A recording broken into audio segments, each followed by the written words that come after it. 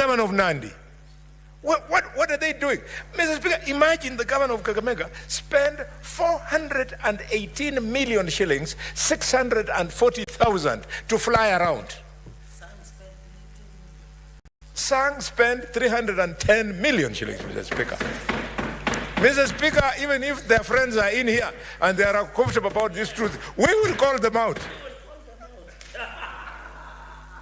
Mr. Speaker, sir, the bad manners of refusing to digitalize, Mr. Speaker, revenue collection is because governors want manual collection so that at the end of the day, they sit in the office with the finance people to share the daily connections like bank robbers.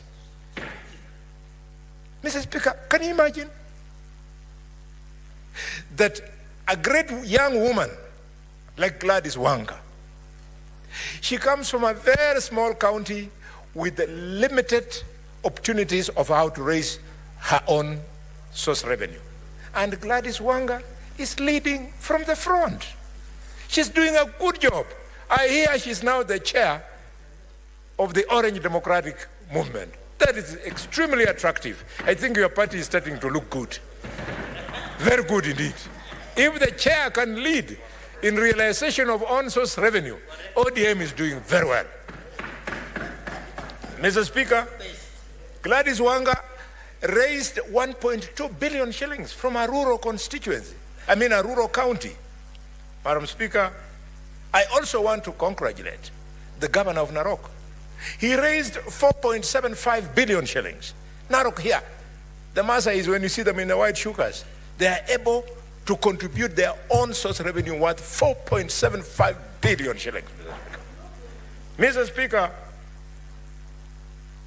the governor of Nairobi, he does a few bad things, but then surprises me with very good things. Like on own source revenue, he has done well. He has raised 12 billion shillings. Mr. Speaker, I cannot fail to congratulate the governor of Bungoma on on-source revenue. Governor Lusaka found when Wangamati was collecting a mere 400 million shillings. But the man who sat where you are, who learned good manners of respecting public money from this house, Lusaka, has done wonders. From 400, Lusaka has raised 1.12 billion shillings in Bungoma.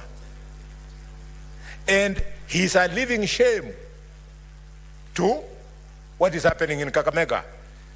Oh, Kakamega. Oh, Kakamega is the second biggest county in this country.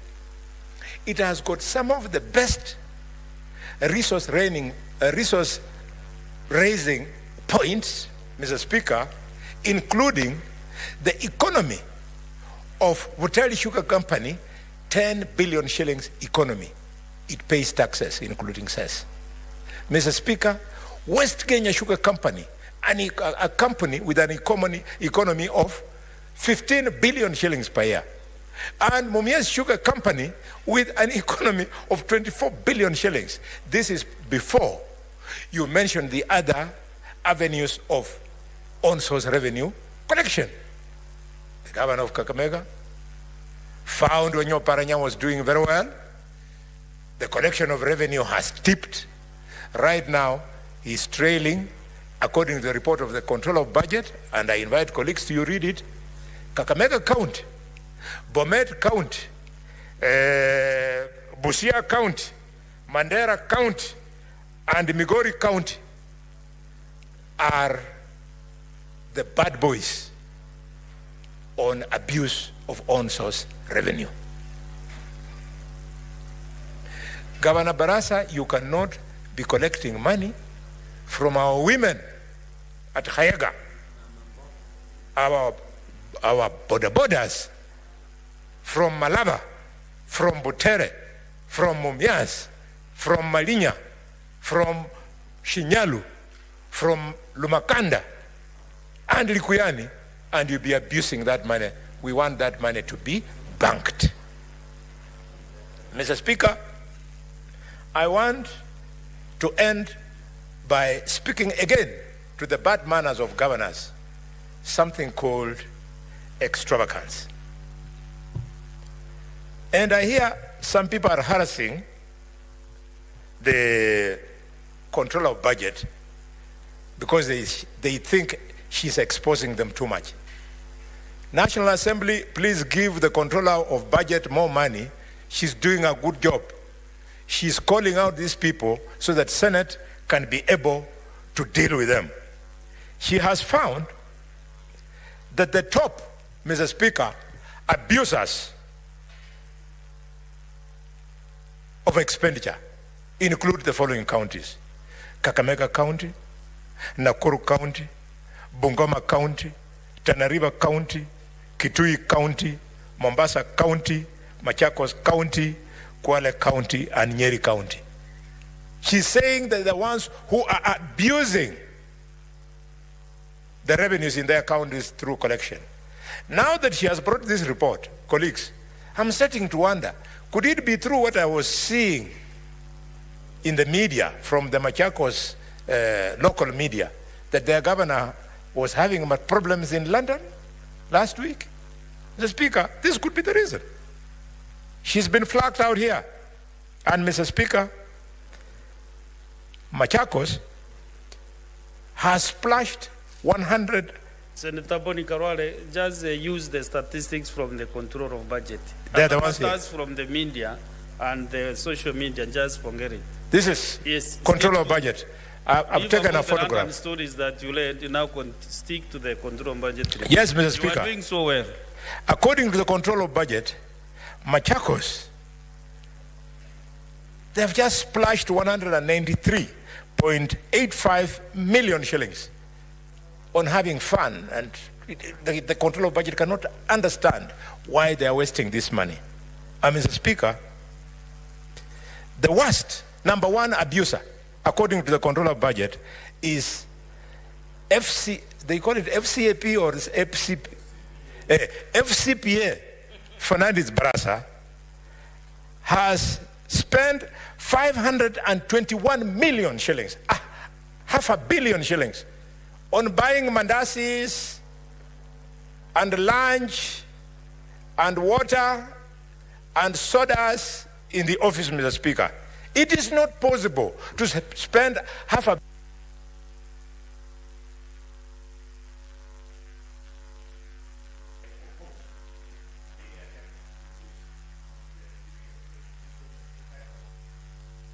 Give him that a second. Yeah? To pronounce yourself on your position.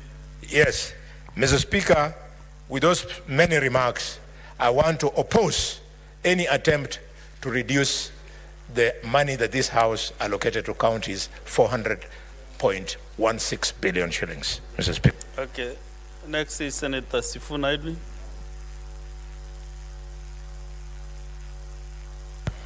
Thank you, Honorable Speaker. I rise to oppose the proposal to review the division of revenue to reduce the amount of money that this House allocated to county governments from the 400 billion shillings that we passed to 380 billion. Honorable Speaker, I was listening to my brother Khalwale praising his governor for paying pending bills of 771 million shillings. I was wondering if he had not seen that report, but he has mentioned it, that Kakamega County spent 521 million Kenya shillings on buying tea and mandazi for Fernandez Baraza and his friends. Honorable Speaker, these are the governors who create justification for why government proposes such bills. This bad behavior that Senator Khalwale is referring is not widespread across the country. There are county governments that are really doing their best to serve and deliver to their people. But it is governors like Khalwale's governor, Governor Fernandez Baraza, spending 500 million shillings on tea and mandazi. These are the people who make it very difficult for us to push further resources to go to the counties. Honorable Chair, I also had another governor who is, I would call him my mother's governor, the governor for Bungoma. He went after the senator for Bungoma, insulting this entire Senate, Honorable Speaker. that we have no role in making sure that governors or county governments get the money that they deserve. Yet it is us here today who have to stand up and defend devolution and say not a shilling less from the 400 billion shillings that we passed here in this house. Where is Governor for Bungoma now? Where is he now? Does he not depend on the Senator for Bungoma to be able to make these arguments? So some of these governors make our lives very difficult, but it's not all of them. Many of them, I remember when this matter was before the committee, I have never seen such a high attendance of governors before this house. I think all of them were here because it was a question discussing the revenue that is going to counties. They make it very difficult for this Senate to make these arguments. We make these arguments, Honorable Speaker, not because we like our governors, but because we swore to defend devolution. Because I understand that the money that I pass in this house does not go to Sakaja as an individual. It goes to the people of Nairobi and the programs of the people of Nairobi. Honorable Speaker, the reason that I oppose this is fourfold. Number one, if you look at section 2 of this bill, it talks about the purpose of the bill being to amend the Division of Revenue Act of 2024 so that you can have what the bill very strangely calls, Honorable Speaker, equitable sharing of the shortfall in revenue. Now, this is something that I have never heard of before, because in my reading of Article 202, Honorable Speaker, the only thing that is subject to equitable sharing is revenue, national revenue that has been raised. There is no mention anywhere in the Constitution of sharing of shortfalls. That does not exist in the Constitution, Honorable Speaker. Therefore, from the onset, you can see that the object of this bill is unconstitutional. Number two, Honorable Speaker, my reading and understanding of the Constitution is that there is an annual division and allocation of revenue bill. One bill, if you look at, Honorable Speaker, the provisions of the Constitution only speaks about an annual division of revenue bill. That means, Honorable Speaker, every 12 months, Parliament is only allowed one division of revenue. There is no way you can introduce a second one. And once we have passed that bill, Honorable Speaker, it is my view that because the Constitution talks of an annual division of revenue, you cannot introduce a second one. It comes only once and it is provided for. You cannot have more than one annual division of revenue bill. And so too, Honorable Speaker, in my view and interpretation of the Constitution, the annual allocation of revenue bill. Honorable Speaker, it has been the tradition of previous divisions of revenue bill to provide that the shortfall in revenue is to be borne by the national government. Curiously, this bill proposes to amend Section 5 of the bill that we passed here earlier this year, that the shortfall be borne by both the national and county governments. Honorable Speaker, it even goes further to say that the shortfall to be borne by the national government cannot exceed 15%. Which is why, Mr. Speaker, I want to come to the third reason why I strongly oppose this bill. It is that limitation of the ceiling to which the national government can bear the shortfall that has resulted in this bill proposing an even less amount to the amount that we passed in this house for the last financial year, Honorable Speaker. What we want to agree, and this is a debate we have had here with my colleagues in the Senate, is that whatever happens any financial year, we as a Senate cannot pass a division of revenue bill that reduces the amount of money that is going to be allocated to the counties if compared to what we had passed in the previous financial year. Honorable Speaker, you know it is on record that last year, even after the Commission on Revenue Allocation had proposed that we in this Senate give counties 415 billion shillings, Honorable Speaker, we only gave 385 billion shillings for the last financial year.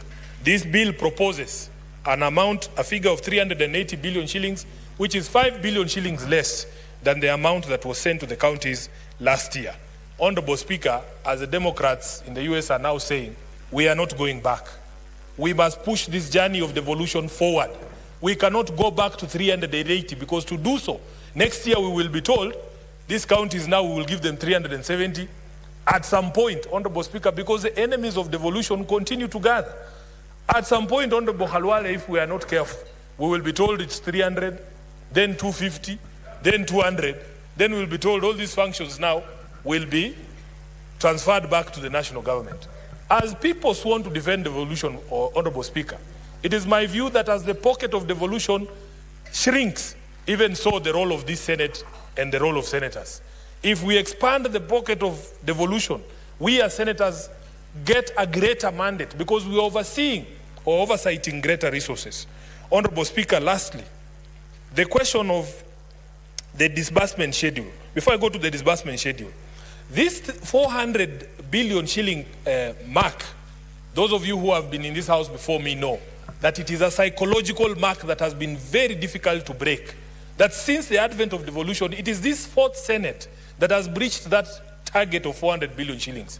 Honorable Speaker, we all took pride in the fact that we were the first senators to be able to push the envelope of devolution beyond 400 billion shillings. For us to then sit again and reduce it, Honorable Speaker, it is something that I believe we cannot allow.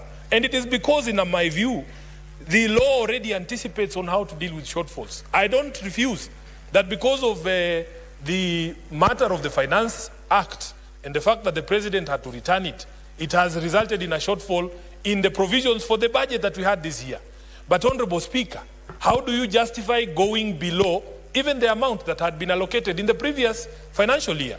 Because we all know that with the collapse of Finance Bill 2024, or the Finance Act of 2024, the tax-raising measures we reverted to are the tax-raising measures of 2023, which supported the 385. I want to hear a justification why we would fall below the figure of 385 to 380 billion Kenya shillings.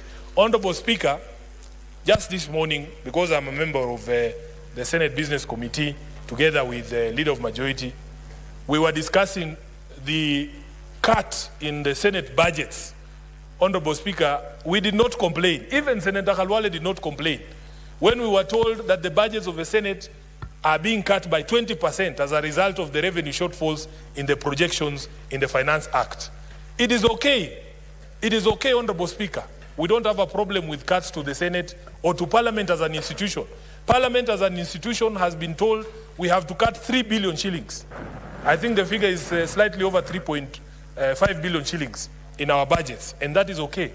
We can make do with that.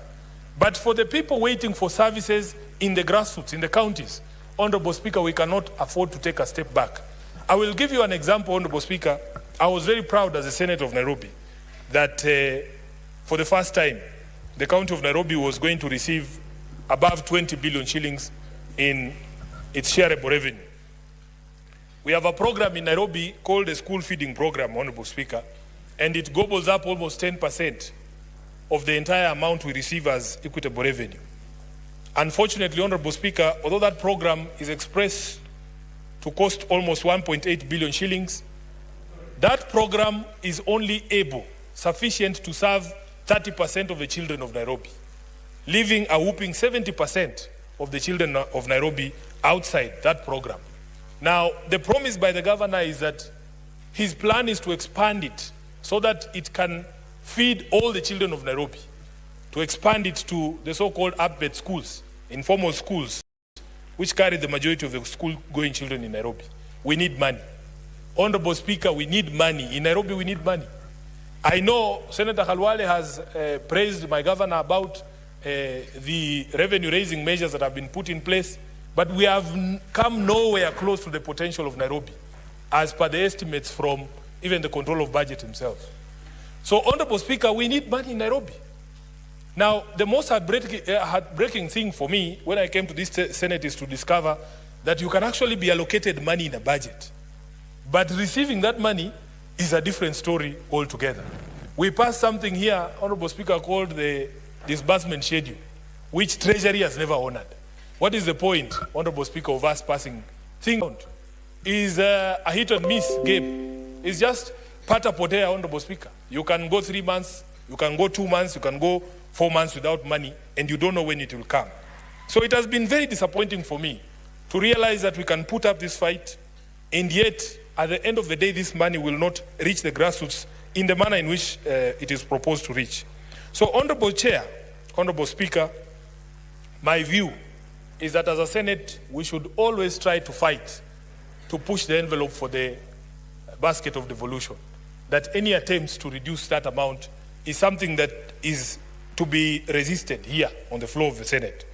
And I understand all the discussions that have been had, and Senator Halwale has spoken about some of them, the bad manners we see from the county governors. I pray that this Senate does not take out the bad manners of governors on the public themselves. The women who sell njugu at Khaega, or Mwami Senator Halwale, they have never offended you. They have never offended the public purse. So we must find a way of dealing with some of these governors. And I'm really looking forward to these two governors appearing before the Senate, the ones I've mentioned here, because they are in the habit of addressing members of the Senate at funerals, and even inciting some MCAs.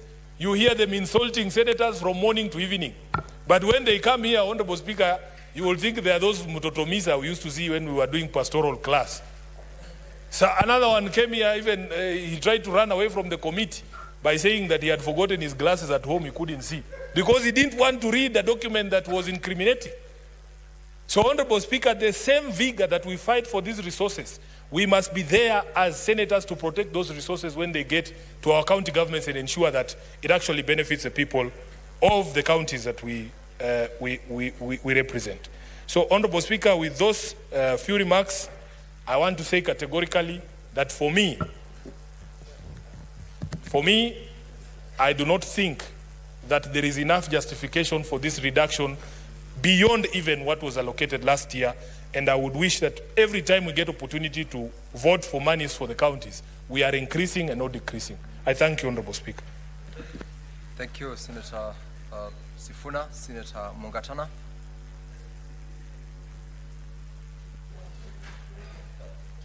Bwana Spika, napenda kuchukua nafasi hii kukupa asante kwa kunipa nafasi ya kuongea. Just hold, resume your seat first of all. Let me allow Senator Boni Halwale to first table that report so that you can take the floor. Senator Mungatana. Thank you, Mr. Speaker. Mr. Speaker, my apologies on behalf of the Committee of the Senate Finance and Budget Committee. The printout of this report has been slow. It's now available. Members, I now formally rise to beg to lay this paper on the table of this Senate today, being the report of the Standing Committee on Finance and Budget on the Division of Revenue Bill, Bill number 38 of 2024. I thank you, Mr. Speaker, and I invite members to collect their copies before the debate. Senator Mungatana, now you can take the floor and contribute to the motion. Asante Bwana Spika kwa kunipa nafasi hii na mimi nitoe maoni yangu kuhusu hoja hii ya ugawaji wa fedha kati ya serikali kuu na serikali gatuzi. Bwana Spika, jambo ambalo tunalizungumzia leo ni kuhusu kupunguzwa kwa hizi seti. Sisi tulikaa hapa tukapitisha ya kwamba serikali kuu itapata mgao wake na serikali za county zitapata bilioni 400.1.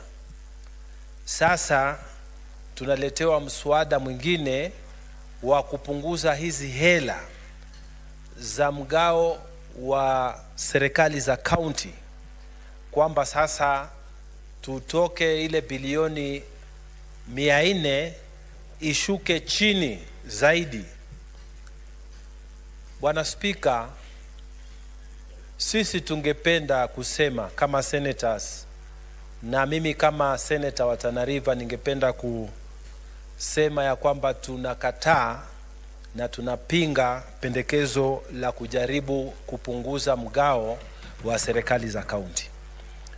Na tunasema hii hoja ambayo imeletwa leo tunaikataa kwa sababu ya kwamba katiba imesema tuko na serikali katika viwango viwili.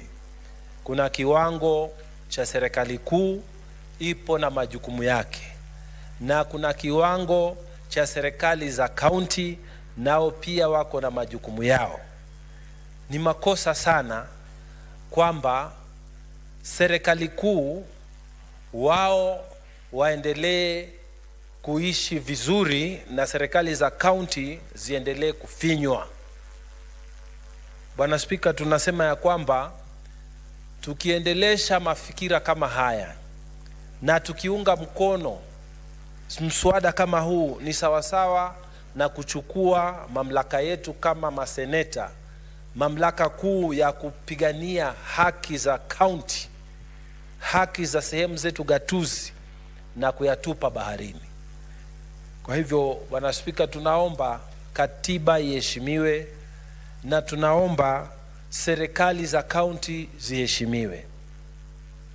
Kuna wengine wamesema eti kwa sababu kuna sehemu na serikali gatuzi zingine zinazotumia pesa vibaya, na wanajaribu kutumia fikra hiyo kupunguza pesa ambazo zinaenda kwa kaunti zetu. Mimi ningependa kujibu namna hii. Niseme, Bwana Spika, mambo ya utumizi mbaya wa fedha yaweke tofauti na utumizi na mgao wa pesa ambao